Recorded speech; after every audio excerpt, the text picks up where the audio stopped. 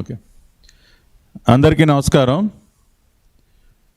గత కొద్ది రోజులుగా లిక్కర్ స్కామ్కి సంబంధించి అనేక రకాలైనటువంటి విస్తుపోయేటటువంటి వాస్తవాలు, దృశ్యాలు మనం చూస్తూ ఉన్నాం.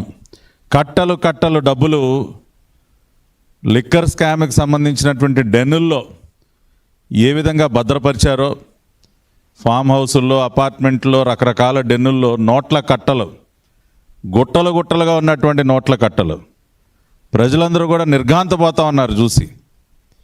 ఈ డెన్నులన్నింటినీ మేనేజ్ చేసేటటువంటి వ్యక్తులు, వారు స్వయంగా ఆ నోట్ల కట్టలని లెక్కిస్తున్నటువంటి దృశ్యాలు, ఇవన్నీ కూడా ఇవాళ ప్రజల ముందుకు రావటం జరిగింది.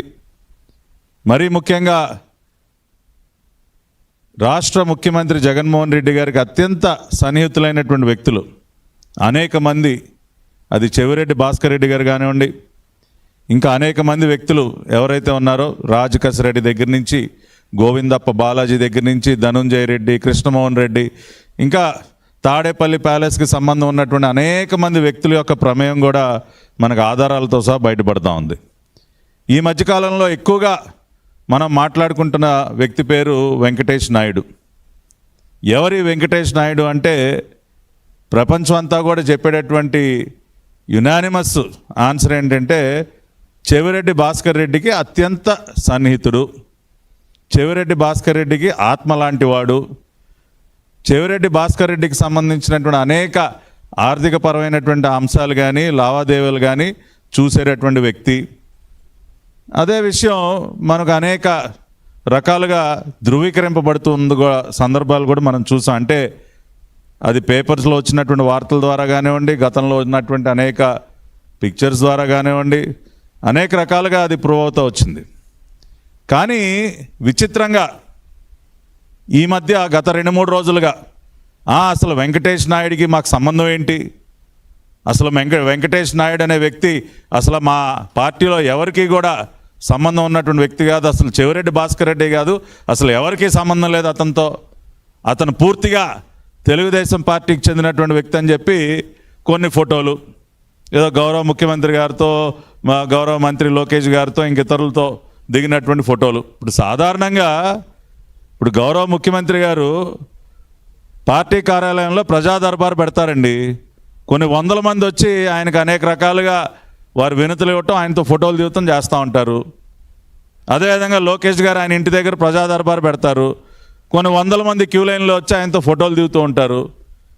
ఇప్పుడు ఫోటో దిగేటటువంటి ప్రతి ఒక్క వ్యక్తి యొక్క బ్యాక్గ్రౌండ్ చెక్ చేసుకుని అతను ఏంటి, అతని పూర్వపరాలు ఏంటి అని చెక్ చేసేటటువంటి పరిస్థితి ఉండదు కదా. ఆ రకంగా ఎంతోమంది రాజకీయ నాయకులతో ఎంతోమంది ఫోటోలు దిగుతూ ఉంటారు. ఒక ఫోటో దిగినందు మాత్రాన ఆ వ్యక్తి వాళ్ళ సొంత మనిషి, వాళ్ళ ఇంట్లో మనిషి అని చెప్పడానికి ఆస్కారం ఉండదు. కానీ ఇవాళ వెంకటేష్ నాయుడు అనే వ్యక్తి ఇటు చెవిరెడ్డి భాస్కర్ రెడ్డికి కానీ, జగన్ రెడ్డి గారికి సంబంధించినటువంటి ముఠాకు కానీ అత్యంత సన్నిహితుడు అని చెప్పడానికి మా దగ్గర కేవలం ఫోటోగ్రాఫ్సే కాదు, ఇంకా టెక్నికల్ ఎవిడెన్స్ కూడా ఉంది. ఆ రకమైనటువంటి టెక్నికల్ ఎవిడెన్స్ ఇవాళ రాష్ట్ర ప్రజల ముందు కూడా ఉంచుతూ ఉన్నాం. ఏంటా టెక్నికల్ ఎవిడెన్సు? ఛార్జ్షీట్ ఇవాళ మొన్న సిట్ వారి ఛార్జ్షీట్ మీరు అందరూ కూడా చదివారు, దాదాపు 305 పేజీల ఛార్జ్షీట్. ఆ ఛార్జ్షీట్లో పేజ్ నెంబర్ 256 నుంచి మీరు చూస్తే చాలా స్పష్టంగా abstract of colocation of the accused, ఇవాళ మనకు అందుబాటులో ఉన్నటువంటి టెక్నాలజీ ఆధారంగా, గూగుల్ టేక్అవుట్ కానీ ఇంకా రకరకాల టెక్నాలజీ ఆధారంగా వ్యక్తులు ఏ రోజు ఏ లొకేషన్లో ఎక్కడున్నారన్నది వాళ్ళ మొబైల్ ఫోన్ డేటా బట్టిని కూడా మనం గుర్తించేటటువంటి అవకాశం ఉంది. ఆ టెక్నాలజీని ఉపయోగించి సిట్ అధికారులు ఏం కనుగొన్నారు ఒకసారి మనం చూస్తే, ఇక్కడ ఈ డేటా ఒకసారి మనం పరిశీలించినట్లయితే ఇదిగోండి, 6/6/2023 A34 వెంకటేష్ నాయుడు ఎవరెవరితో ఎక్కడున్నాడండి? విజయసాయి రెడ్డితో, బాలాజీ గోవిందప్ప, బోనేటి చాణక్య అలియాస్ చందు అలియాస్ ప్రకాష్, ఈ వెంకటేష్ నాయుడు ఇంకా మిగతా 3 వ్యక్తులు, బాలాజీ గోవిందప్ప, విజయసాయి రెడ్డి, బోనేటి చాణక్య, వెంకటేష్ నాయుడు ఎక్కడున్నారు? జర్నలిస్ట్ కాలనీలో. దాని లాటిట్యూడ్ లాంగిట్యూడ్ కూడా 6/6/2023 అంటే చంద్రబాబు నాయుడు గారు చెప్తే ఈ నలుగురు కలిసారా? వెంకటేష్ నాయుడికి, విజయసాయి రెడ్డికి, లేకపోతే గోవిందప్పకి చంద్రబాబు నాయుడు గారు ఫోన్ చేసి మీరు అందరూ వెళ్ళి జర్నలిస్ట్ కాలనీలో మంచి కాఫీ తాగరమ్మని చెప్పారా? ఎందుకు కలిశారు సార్? వెంకటేష్ నాయుడు అసలు మీ వాడే కానప్పుడు ఎందుకు గోవిందప్ప బాలాజీతో 6/6/2023 జర్నలిస్ట్ కాలనీలో ఎందుకు మీటింగ్ పెట్టుకున్నాడు? ఇదేమి మేము సృష్టించింది కాదు. With latitude and longitude technology ఆధారంగా ట్రేస్ చేసినటువంటి లొకేషను. దీనికేం సమాధానం చెప్తారు? అదేవిధంగా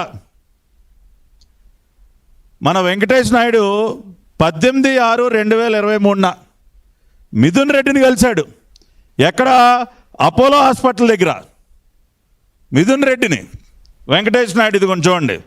Venkatesh Naidu telephone number 9985444555.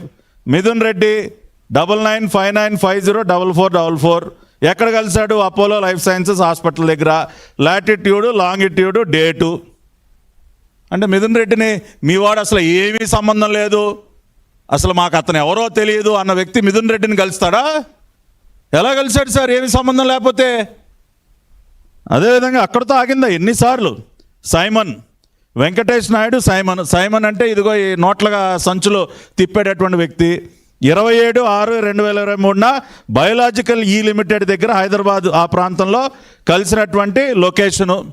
Latitude, longitude 27/6 Venkatesh Naidu and Simon.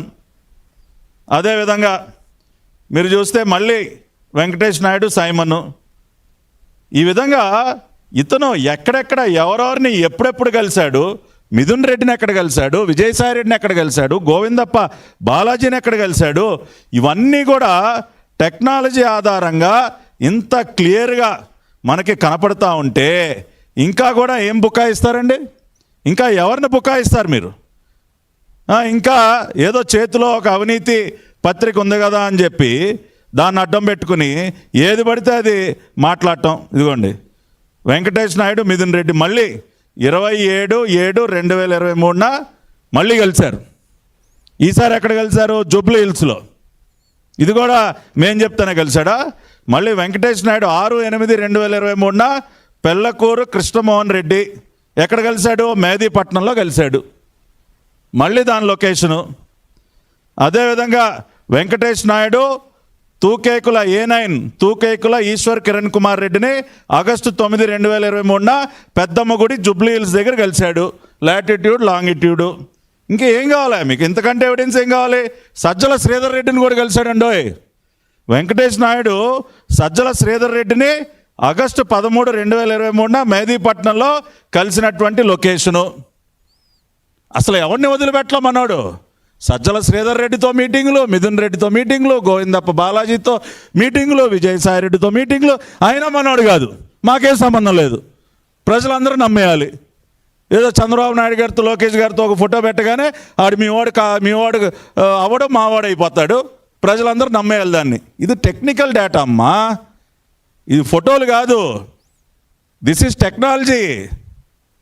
ఇవాళ వైసీపీ నాయకులందరూ కూడా చదవండి అమ్మా, మీరు ఛార్జ్షీట్ చదవండి. ఎప్పుడైతే మీరు 305 పేజీల ఛార్జ్షీట్ వచ్చిన తర్వాత ఈ రోజు వరకు ఒక్కసారి రాష్ట్ర ప్రజలందరూ ఒక్కసారి ఆలోచించండి.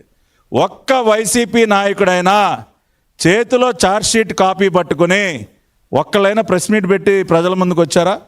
ఇదిగో ఛార్జ్షీట్లో రాసింది ఇది నిజం కాదు అని ఈ రోజు వరకు నేను ఛాలెంజ్ చేస్తా ఉన్నా. ఒక్క లైను, ఒక్క పారా ఇది నిజం కాదు, అబద్ధం అని ప్రూవ్ చేశారు ఇప్పటి వరకు. ఛార్జ్షీట్ పబ్లిక్ డొమైన్లోకి వచ్చి దాదాపుగా 2 వారాలు దాటిపోతా ఉంది. ఎందుకు ప్రూవ్ చేయలేరంటే ఇట్లాంటి నిజాలన్నీ ఉన్నాయి కదా. ఛార్జ్షీట్లో ఇటువంటి నిజాలన్నీ ఉన్నప్పుడు ఇంకేం ప్రూవ్ చేస్తారండి, ఏం మాట్లాడతారండి?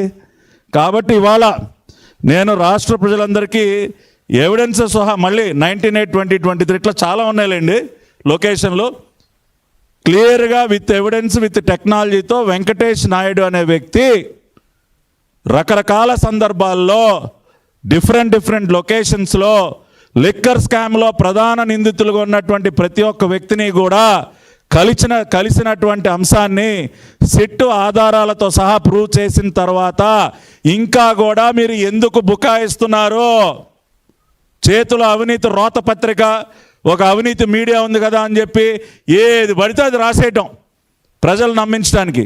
కానీ తెలుగుదేశం పార్టీ పక్షాన మేము ఆ విధంగా ప్రవర్తించాం. ఇదిగో ఈ రకంగా ఆధారాలతో సహా ప్రజల ముందుకు వస్తాం.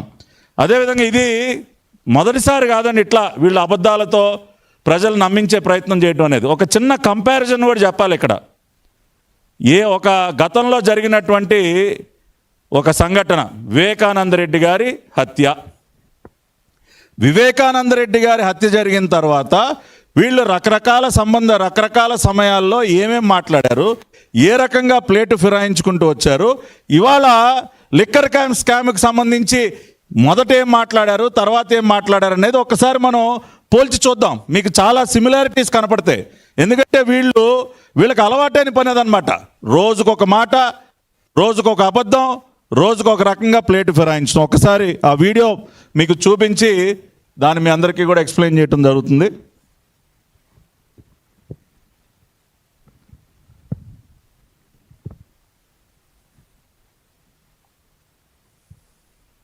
ఈరోజు అర్ధరాత్రి వైఎస్ వివేకానంద రెడ్డి గుండెపోటు రావడంతో ఆయన ఇది ఒక కంపారిజను.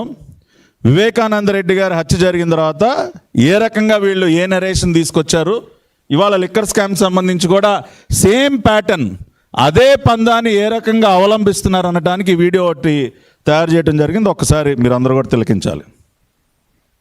మృతి చెందారని చెప్పి మనకు ప్రాథమికంగా సమాచారం అందుతుంది. మొత్తం మీద అయితే ఆయన నిన్న రాత్రి అనారోగ్య కారణంగా గుండెపోటు వచ్చినట్టుగా చెప్తున్నారు. మాజీ ఎమ్మెల్యే చెవిరెడ్డి భాస్కర్ రెడ్డి ఆయన స్నేహితుడు వెంకటేష్ నాయుడుపై సిట్ సమర్పించిన రిమాండ్ నివేదికలో చెవిరెడ్డి భాస్కర్ రెడ్డి ఆయన స్నేహితుడు వెంకటేష్ నాయుడుపై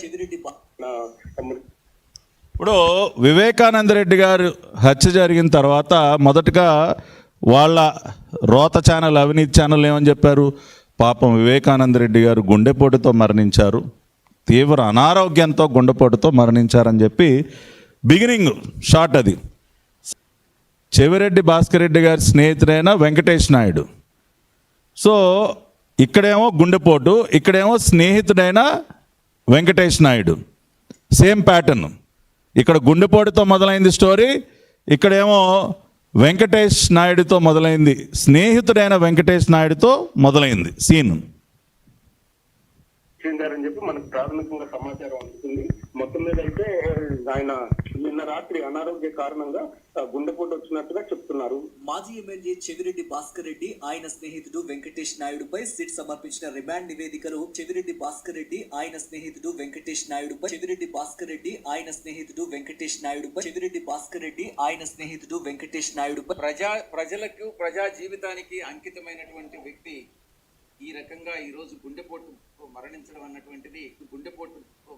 అన్నటువంటిది ఆంధ్ర రాష్ట్రానికి తీరని అన్యాయం జరిగిందని భావించవచ్చు.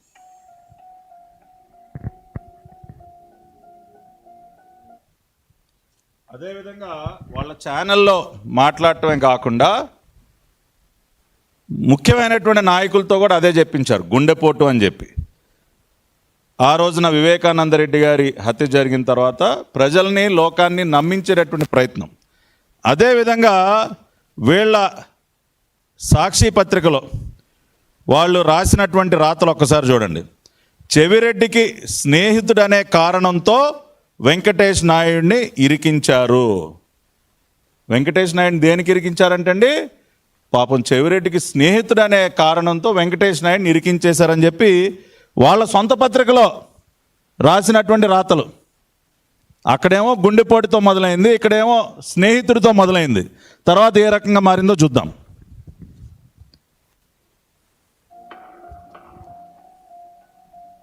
ఈ వివిధ సందర్భాల్లో వాళ్ళ పేపర్లో రాసినటువంటి రాతలు. చెవిరెడ్డి నాకు పూర్తి స్థాయిలో అనుమానాలు కలుగుతా ఉన్నాయి. ఇవి కూడా మద్యం స్కామ్ కు సంబంధించిన డబ్బే అని అటు సిట్ అధికారులు అనుకుంటున్నారని ముందుగానే రాధాకృష్ణ గారు, అలాగే రామోజీ ఆత్మ గారు వారి పేపర్లలో యథాతథంగా.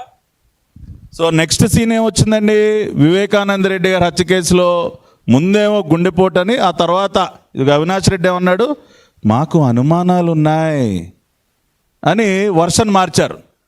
గుండెపోటు పోయింది, ఆ తర్వాత మాకు అనుమానాలు ఉన్నాయి, ఎప్పుడైతే అక్కడ రకరకాలైనటువంటి ఎవిడెన్సెస్ బయటకు వచ్చాయో ప్లేట్ ఫిరాయించి అనుమానాలు అన్నారు.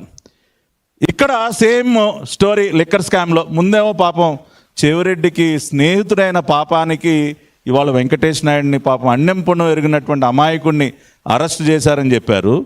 ఎప్పుడైతే ఎవిడెన్సెస్ నోట్ల కట్లు బయటకు వచ్చాయో ఇక్కడ కూడా మళ్ళీ అక్కడ కూడా మాకు అనుమానాలు ఉన్నాయి, ఆ డబ్బు లిక్కర్ స్కామ్ అవునా కాదా మాకు అనుమానాలు ఉన్నాయి అంటే అనుమానాలు ఉన్నాయి అనే సీను అక్కడ ఇక్కడ రెండు కూడా సేమ్ స్క్రిప్ట్ సేమ్ ప్యాటర్న్.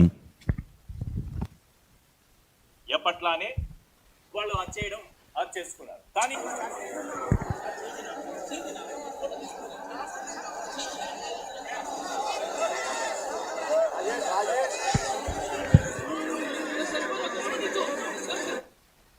సాయంత్రానికి ఈ విజువల్లో జగన్మోహన్ రెడ్డి గారు గుండెపోటు అయిపోయింది, అనుమానాల సీన్ అయిపోయింది. సాయంత్రం ఆ రోజున మీకు గుర్తుంది కదా, వివేకానంద రెడ్డి గారు హత్య జరిగినప్పుడు 4-5 వరకు రాలా ఆయన, ఎందుకంటే ఈ రకరకాల స్క్రిప్ట్ నడిపించాలి కదా. సాయంత్రానికి డ్రామా మొదలు. అయ్యో మా చిన్నాన్న, అయ్యో మా బాబాయ్ అసలు ఈ రకంగా చేశారా, అదా ఇదా అని చెప్పి పెద్ద డ్రామాకి స్టార్ట్ చేశారు. ఇప్పుడు అదేవిధంగా ఇక్కడ కూడా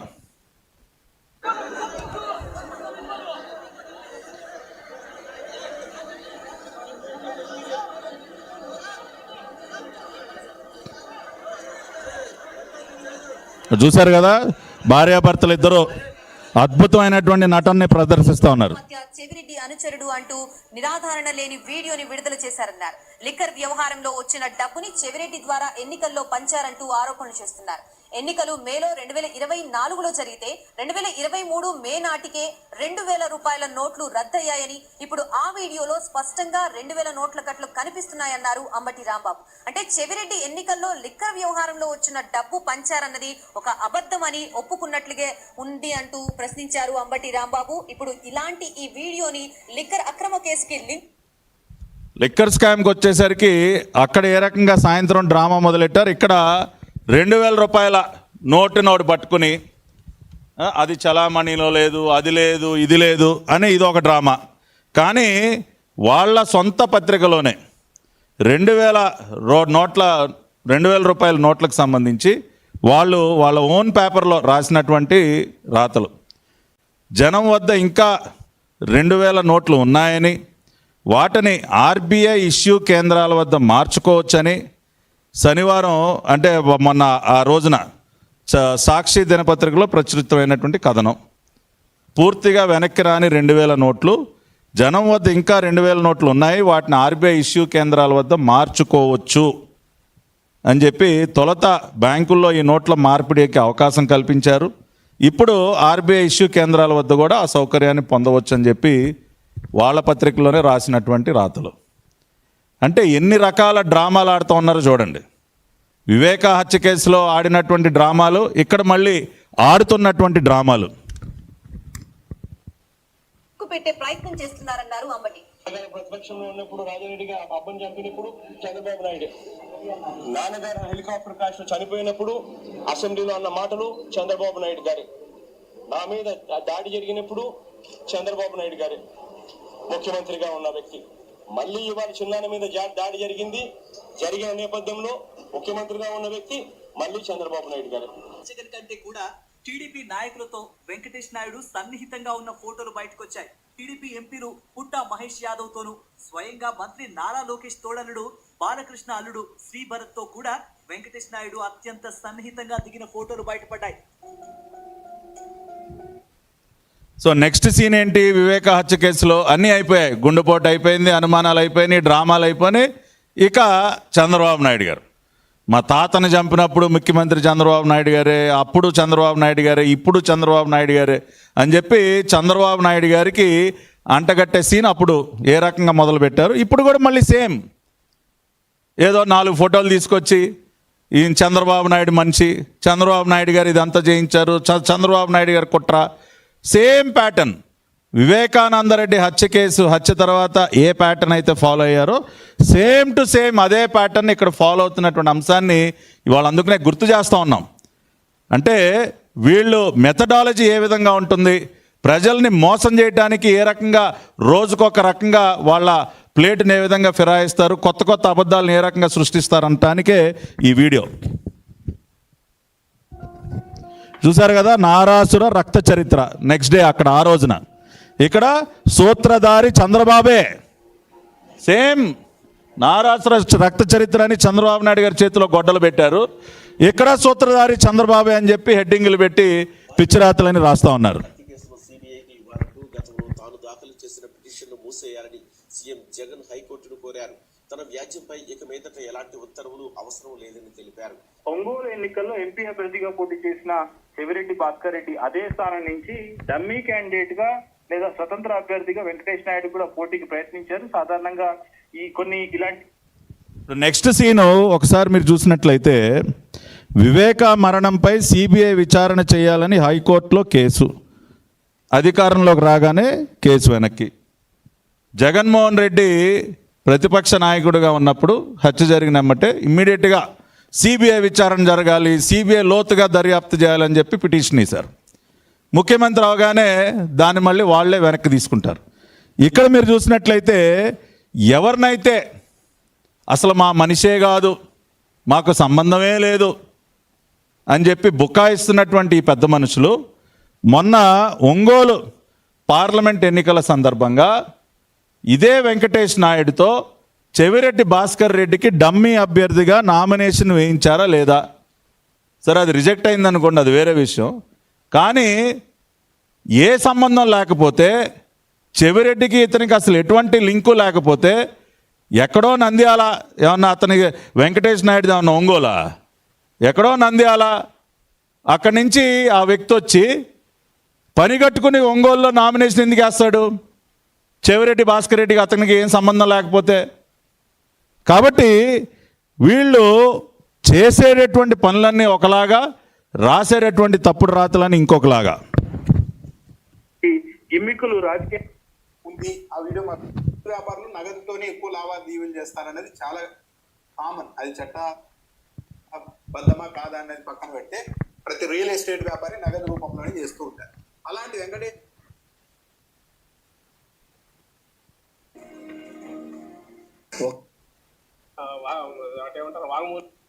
కూడా కొంత ఎన్నికలు ఖర్చు చేసేందుకు లేదా డబ్బు తరలించేందుకు ప్రచారాస్త్రాలుగా వినియోగించుకునేందుకు అవసరమైన మార్గాలు ఎంచుకుంటారు. ఆ క్రమంలోనే వెంకటేష్ నాయుడు కూడా చెవిరెడ్డి భాస్కర్ రెడ్డి కోసమే నామినేషన్ దాఖలు చేసినట్టు తెలుస్తుంది. ఆ నామినేషన్ సందర్భంగా దాఖలు చేసిన అఫిడవిట్ లోనే తన వార్షిక ఆదాయం కేవలం 5 లక్షలు మాత్రమే అని చెప్పారు. జరిగిన దాంట్లో కూడా అనుమానాలు ఉన్నాయి. ఎవరెవరు రోడ్లు ఉన్నాయంటే వాళ్ళ కుటుంబ సభ్యుల రోడ్లు కూడా ఉందేమని అనుమానం ఉంది అందరికీ. వాటిలోనే మొత్తం ఆ నెరేటివ్ కానీ లేదా సిబిఐ ఇన్వెస్టిగేషన్ అటేమంటారు వాంగ్మూలాలన్నీ లోతుగా పోయి చూస్తే అది కనపడుతుంది. దాని నుంచి తప్పించుకోవడానికి దొంగ అన్నట్టు ఇక తిప్పి కొట్టుతారేమో. సో నెక్స్ట్ వాళ్ళు ఆ రోజున చేసినటువంటి ఎలిగేషన్ ఏంటంటే, స్వయంగా కూతురు అల్లుడే చంపించారు. అసలు మిగతా అన్నీ పోయినాయి, గుండెపోటు, అనుమానాలు, డ్రామాలు అన్నీ అయిపోయినాయి. నెక్స్ట్ సీను డైరెక్ట్గా సునీతి గారి మీద ఆరోపణలు చేయడం ప్రారంభించారు. ఇప్పుడు మాట్లాడుతూ ఉన్నాడు కదా సజ్జల రామకృష్ణారెడ్డి, సొంత కుటుంబ సభ్యులపైన అనుమానాలు ఉన్నాయి, దొంగ అన్నట్టుంది అని ఆ వర్షన్కి వచ్చారు. ఇక్కడ ప్యారలల్గా అసలు ఈ డబ్బంతా చంద్రబాబు గారిదే, చంద్రబాబు మనిషిగా అసలు డబ్బే చంద్రబాబు గారిది. అక్కడ చంపించిందే డాక్టర్ సునీత, ఇక్కడేమో డబ్బు మొత్తం చంద్రబాబు నాయుడు గారిది. వాళ్ళే తీసుకెళ్ళి అక్కడ పెట్టి ఏదో చేస్తారని చెప్పి మళ్ళీ సేమ్ స్టోరీ.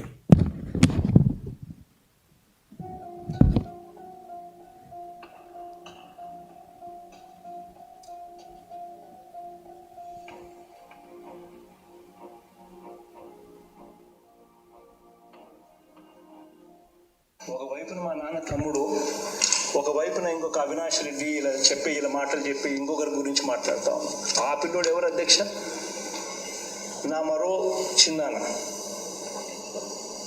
చిన్నాన్న అంటే మై ఫాదర్స్ కజిన్, మరో చిన్నాన్న కొడుకు. ఎందుకు చేస్తారు అధ్యక్ష?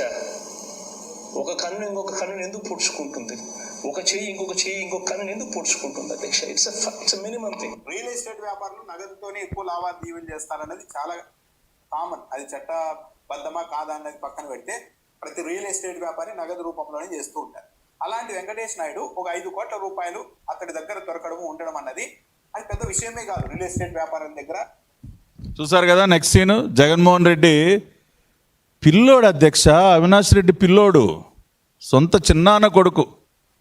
ఇంకొక చిన్నాన్ని ఎందుకు చంపుతాడు అధ్యక్ష? మన కన్నుని మనమే పొడుచుకుంటాం అధ్యక్ష అని చాలా అమాయకంగా వివేకానంద రెడ్డి హత్య కేసులో ప్రధాన ముద్దాయి అయినటువంటి అవినాష్ రెడ్డిని నిస్సిగ్గుగా వెనకేసుకొస్తూ మాట్లాడినటువంటి మాటలు, జగన్మోహన్ రెడ్డి మాట్లాడినటువంటి మాటలు అసెంబ్లీలో. రెండో పక్కన ఇక్కడ తప్పేముంది? వెంకటేష్ నాయుడు రియల్ ఎస్టేట్ వ్యాపారి, అక్కడేమో అవినాష్ రెడ్డి పాపం నోట్లో వేలు పెట్టినా కానీ కొరకలేనంత అమాయకుడు. ఇక్కడ వెంకటేష్ నాయుడు గారు రియల్ ఎస్టేట్ వ్యాపారి. ఏంటి 5-6 కోట్లు ఉండవా రియల్ ఎస్టేట్ వ్యాపారి దగ్గర అని మళ్ళీ వాళ్ళకి అనుకూలమైనటువంటి మీడియాలో కథనాలు. అంటే నిందితుల్ని మళ్ళీ వెనకేసుకొస్తూ వాళ్ళ అమాయకులు వ్యాపారస్తులని చిత్రీకరించడానికి సేమ్ ప్యాటర్న్ మళ్ళీ ఇక్కడ కూడా 2 కేసుల్లో కూడా. 5 కోట్ల రూపాయలు ఉంటాడు. అన్నింటికి మించి సిట్ అధికారులు వైఎస్ఆర్ కాంగ్రెస్ పార్టీని, వైసీపీ నాయకుల్ని బదనాం చేయడానికి తెలుగుదేశం పార్టీ మీడియా ఉంది కాబట్టి ఎన్నైనా చెప్పొచ్చు. ఈ డబ్బు ఎన్నికల్లో పంచడానికి సిద్ధం చేసిందని చెప్పొచ్చు, లేదు ఎన్నికలు ఇది ఏపీకి సంబంధించిన మద్యం కేసుకు సంబంధించిన డబ్బే అని కూడా చెప్పొచ్చు. కానీ ఆధారాలు చూపించాలి సిట్ అధికారులు, కనీసం కోర్టుకు చూపించాలి. వెంకటేష్ నాయుడు దగ్గర 5 కోట్లు ఉంది, ఆ వీడియో మాకు బయటకు వచ్చిందని చెప్తున్నారు. నిజమే అనుకుందాం, కానీ ఆ 5 కోట్ల రూపాయలు ఏపీలో లిక్కర్ వ్యాపారానికి సంబంధించిందే అన్నదానికి ఆధారమే చూపాలి. లేదు, సో రియల్ ఎస్టేట్ వ్యాపారి ఆధారం ఏంటి? ఆయన రియల్ ఎస్టేట్ డబ్బు రాలేనని చెబుతూ వచ్చారు. ఈ క్రమంలో సిబిఐ బృందం కర్నూలు వెళ్లి అరెస్టు చేయడానికి ప్రయత్నించింది. అయితే ఆసుపత్రి ముందు అవినాష్ అనుచరులు పెద్ద ఎత్తున మోహరించడంతో జిల్లా ఎస్పీని సిబిఐ సాయం కోరింది. శాంతి భద్రతల కారణం చూపుతూ పోలీసులు సాయం చేయడానికి నిరాకరించడంతో సిబిఐ వెనుదిరగాల్సి వచ్చింది. లుకౌట్ నోటీసులు ఇచ్చి చెవిరెడ్డి భాస్కర్ రెడ్డి ఆయన స్నేహితుడు వెంకటేష్ నాయుడును మంగళవారం బెంగళూరు విమానాశ్రయంలో అరెస్ట్ చేశారు. ఆయన సన్నిహితుడైన వెంకటేష్ నాయుడు ఇరువురు కూడా కొలంబో వెళ్లేందుకు బెంగళూరు ఎయిర్పోర్ట్ కి వెళ్ళగా అక్కడ ఇమిగ్రేషన్ అధికారులు ఎల్ఓసి ఉండటంతో అడ్డుకొని ఏపీ డీజీపీకి సమాచారం అందించారు. సో నెక్స్ట్ సీన్లో అవినాష్ రెడ్డిని అరెస్ట్ చేయడానికి సిబిఐ వెళ్ళినప్పుడు ఆయన్ని రక్షించడం కోసం ఆ రోజున కొంతమంది గోండాల్ని హాస్పిటల్లో పెట్టి సిబిఐ వాళ్ళని లోపలికి వెళ్ళనివ్వకుండా ఒక నిందితుడిని ఏ విధంగా రక్షించారో ఆ రోజున అన్న సీన్ మనం చూసాం. సేమ్ టు సేమ్ వెంకటేష్ నాయుడిని చేయబట్టుకుని మరి, తమ్ముడు రారా వెళ్ళిపోదాం, మనం కొలంబో వెళ్ళిపోదాం, నువ్వు ఇక్కడ ఉంటే నువ్వు కూడా దొరికిపోతావు అని వెంకటేష్ నాయుడిని, అంటే చెవిరెడ్డి తనని తాను కాపాడుకోవటంతో పాటు వెంకటేష్ నాయుడిని కూడా కాపాడాలన్న ఆలోచనతో చేయబట్టుకుని మరి కొలంబో ఫ్లైట్ ఎక్కించాల్సినటువంటి పరిస్థితి దేనికి ఉత్పన్నమైందండి? అసలు వెంకటేష్ నాయుడితో మీకు ఏ సంబంధం లేకపోతే మీరు అతన్ని కొలంబో తరలించి ఎందుకు కాపాడే ప్రయత్నం చేశారు? మీ ఛానల్లోనే ఆ రోజు వార్త, చెవిరెడ్డి భాస్కర్ రెడ్డి అతని స్నేహితుడు వెంకటేష్ నాయుడిని పోలీసులు బెంగళూరు ఎయిర్పోర్ట్లో అరెస్ట్ చేశారు. కొలంబో వెళుతుంటే ఏ సంబంధం లేకపోతే సంకనేసుకుని ఎందుకు వెళ్ళాడు చెవిరెడ్డి? ఏ సంబంధం లేకపోతే సంకనెక్కించుకుని ఎందుకు వెళ్తారండి వెంకటేష్ నాయుడిని? ఆ రోజున అవినాష్ రెడ్డిని కాపాడే ప్రయత్నం, ఈ రోజున వెంకటేష్ నాయుడిని కాపాడేటటువంటి ప్రయత్నం. జగన్మోహన్ రెడ్డి గారు తన అధికారాన్ని అడ్డం వేసి మరి సిబిఐ ఏమో చంపించింది అవినాష్ రెడ్డి గారు అని చెప్తున్నా కూడా ఈ రోజు వరకు కాపాడుకుంటూ వచ్చాడు. క్రిమినల్ కేసెస్ లో మనం వింటూ ఉంటాము, టీవీలలో చూస్తుంటాం, హంతకులు మన మధ్యనే ఉంటారు, but we don't realize it. This was one of those things we don't realize that. ఇప్పుడు చివరగా అసలు వాస్తవం, సొంత చెల్లెళ్ళు ఇద్దరు కూడా షర్మిల గారు కానీ డాక్టర్ సునీత గారు కానీ వివేకానంద రెడ్డి గారి హత్య వెనక ఎవరున్నారనేది వాళ్ళే చెప్పారు. ఇవాళ ఇదిగోండి చూడండి, అసలు వాస్తవాలు ఇవన్నీ. చెవిరెడ్డి భుజాన చెయ్యేసి మరి వాటేసుకుని వెంకటేష్ నాయుడిని ఏ రకంగా తీసుకెళ్లి జగన్మోహన్ రెడ్డి గారికి పరిచయం చేస్తా ఉన్నాడు. ప్రత్యేకంగా ఒకసారి కాదు 2-3 సార్లు. వివేకానంద రెడ్డి గుండెపోటు రావడంతో ఆయన మృతి చెందారని చెప్పి మనకు ప్రాథమిక మాజీ ఎమ్మెల్యే చెవిరెడ్డి. సో ఆ విధంగా ఈ 2 కేసుల్లో కూడా ఉన్నటువంటి సిమిలారిటీస్, అటు వివేకానంద రెడ్డి గారి హత్య జరిగిన తర్వాత పరిణామాలు, సీన్ బై సీన్ ఆ రోజున ప్రజల్ని మోసం చేయడానికి ఏ రకంగా జగన్మోహన్ రెడ్డి గారి ముఠా ఆయన మీడియాతో సహా ఏ విధంగా పనిచేసింది, ఇవాళ లిక్కర్ స్కామ్కి సంబంధించి మరీ ముఖ్యంగా వెంకటేష్ నాయుడు వ్యవహారానికి సంబంధించి ముందేమో స్నేహితుడు అన్నారు, మళ్ళీ రియల్ ఎస్టేట్ వ్యాపారం అన్నారు, డబ్బులు ఉండకూడదా అన్నారు, అసలు మాకేం సంబంధం అన్నారు, అంతా చంద్రబాబు నాయుడు గారే అన్నారు. ఆ రోజున నారాసుర రక్త చరిత్ర, ఇక్కడేమో చంద్రబాబు నాయుడు గారే ప్రధాన సూత్రధారి పాత్రధారి. కానీ వాస్తవాలు అందుకు భిన్నంగా ఏ రకంగా ఉన్నాయో, వీళ్ళు ఏ రకంగా ఒక ప్యాటర్న్ని, ఒక పద్ధతిని ఏ రకంగా అవలంబిస్తారని చెప్పడానికి గతంలో జరిగినటువంటి వివేకానంద రెడ్డి గారి హత్యని, ఇవాళ ఈ లిక్కర్ స్కామ్ వ్యవహారాన్ని కూడా పోల్చుతూ ఈ వీడియోని ఈ రోజున విడుదల చేస్తూ ఉన్నాం.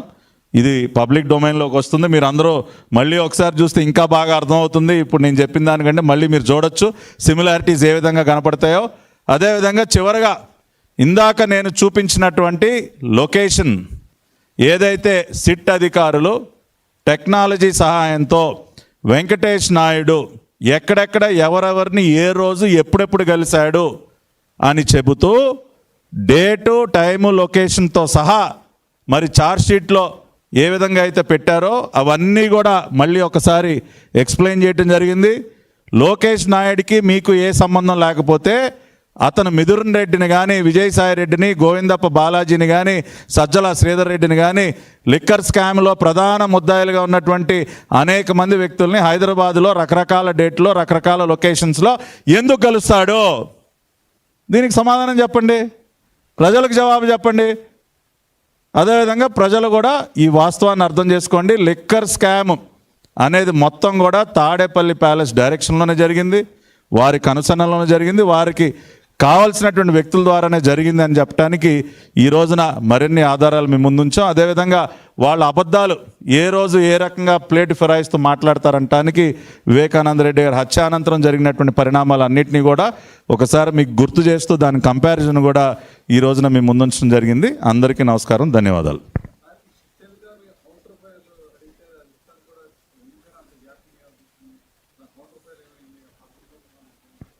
ఇప్పుడు న్యాయస్థానం ద్వారా న్యాయస్థానాలు ఏ సమాచారం కోరినా సిట్ అధికారులు ఇవ్వడానికి సిద్ధంగా ఉన్నారు. న్యాయస్థానాలకు నో అని చెప్పే అవకాశం ఉండదు. కాబట్టి మనం ఏమీ తొందరపడక్కర్లేదు. న్యాయస్థానాలు, కోర్ట్స్ సిట్ని ఏమడిగినా అవన్నీ సమర్పిస్తారు.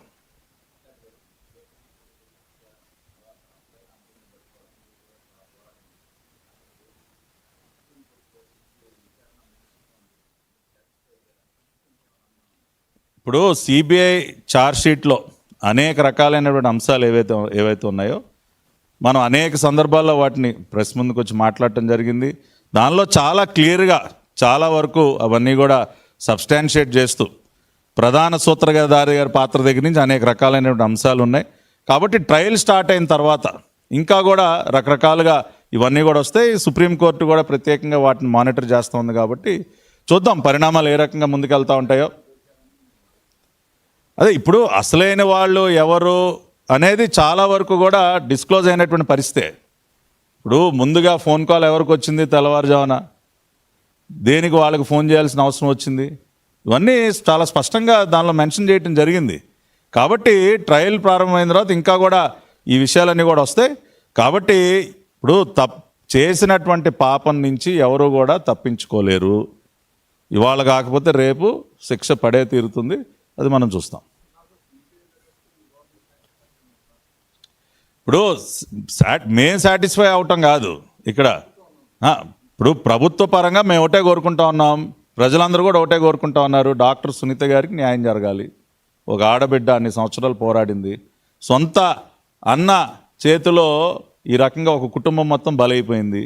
అనేక సందర్భాల్లో ప్రజల దగ్గర నుంచి అనేక రకాలుగా వచ్చింది. హూ కిల్డ్ బాబాయ్ అనే క్యాంపెయిన్ చాలా ఉధృతంగా జరిగింది. పార్టీ వైపు నుంచి మేము కూడా అనేక విషయాలను ప్రస్తావించి ముందు తీసుకెళ్తున్నాం. కాబట్టి ఖచ్చితంగా మేమందరం కోరుకునేది నిందితులు ఎంత పెద్దవారైనా సరే వారికి శిక్ష పడాలనే కోరుకుంటున్నాం. అలా జరుగుతుందని మేము ఆశిస్తున్నాం. Right, thank you.